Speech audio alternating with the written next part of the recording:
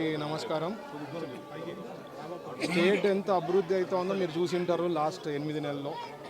అలాగే కర్నూలు నియోజకవర్గం నుంచి నేను ఎమ్మెల్యే కావడం, మంత్రి కావడం జరిగింది కాబట్టి ఇక్కడ అభివృద్ధి పనులు కూడా అన్నీ నా శాఖదే కాదండి, ఇక్కడ వచ్చి అన్నీ చూడాల్సిందే. కాబట్టి దాదాపు లాస్ట్ 6 మంత్స్ 8 మంత్స్ నుంచి మా వేరియస్ క్యాడర్ అనుకోండి, కార్పొరేటర్లు అనుకోండి, అక్కడ బూత్ ఇన్ఛార్జ్లు వాళ్ళు కొన్ని ఇష్యూస్ చెప్పడం జరిగింది. అవన్నీ కూడా పరిశీలించి ఈరోజు కర్నూలు మున్సిపల్ కార్పొరేషను మన కమిషనర్ గారు చెప్పడం జరిగింది కదా, దాదాపు 6 ప్లేసెస్లో 2.5 కోటితో వర్క్స్ జరుగుతాయి. ఇది వచ్చి 1 మంత్ నుంచి వితిన్ 3 మంత్స్లో అయిపోతుంది. సో డెవలప్మెంట్ అనేది చాలా ఇంపార్టెంట్. లాస్ట్ 5 ఏళ్లలో ఏమీ జరగలేదు.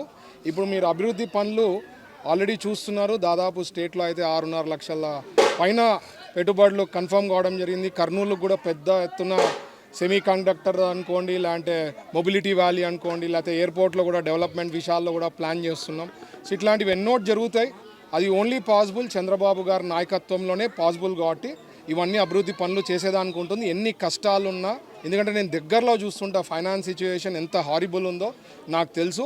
బట్ అయినా కూడా ఎన్ని కష్టాలున్నా ఏమున్నా ఖచ్చితంగా ప్రయారిటీ వైజ్ చేసుకుంటూ పోవాలనే ఉద్దేశం చంద్రబాబు గారికి ఉంది. దాన్ని అమలు చేసే దాంట్లో మేము ఉన్నాము. అలాగే మీరు చూస్తే రోడ్ల విషయంలో కూడా పాట్ హోల్ లేని రాష్ట్రం ఉండాలని చెప్పి చంద్రబాబు గారు ఆశించడం జరిగింది. మొన్న పండగ వరకు ఆల్మోస్ట్ 80-85% అంటే 100% ఆదేశాలు ఇచ్చారు, కానీ 80-85% వరకు సాధించగలిగినారు. ఐ థింక్ త్వరలో సెకండ్ ఫేజ్ కూడా ఉంటుంది.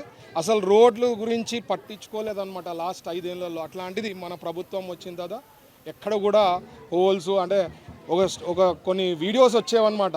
వర్షాలు పడితే ఆడ ఫిషింగ్ చేసేవాళ్ళు, లేకపోతే బోట్లు పెట్టుకొని తిరిగేవాళ్ళు. ఆ పరిస్థితి ఉండేదన్నమాట లాస్ట్ 5 ఏళ్లలో. బట్ ప్రజలు కూడా గుర్తించాలా ఎట్లా ఇష్యూస్ 5 ఏళ్లలో చేసినారు. స్టెప్ బై స్టెప్ అవుతాయి.